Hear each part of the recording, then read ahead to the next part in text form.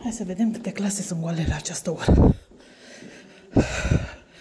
Când elevii lui s-a dat drumul mai devreme. Deci, clasă goală, fără elevi, fără profesor.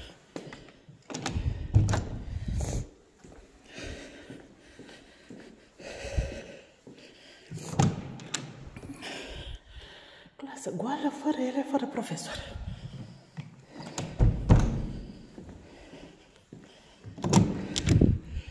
Deci, clasă goală, fără elevi, fără profesor. La 1 și un sfert. 13 și 15 minute.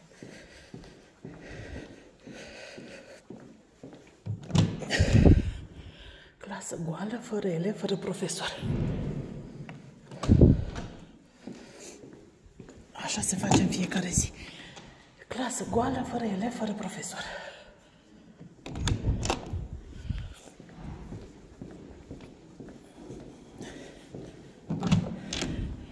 Deci, clasă goală, fără elevi, fără profesor.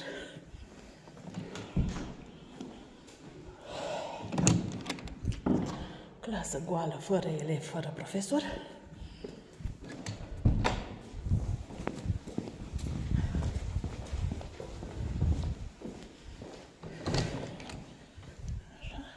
Clasă goală, fără elevi, fără profesor. Ca de fiecare dată.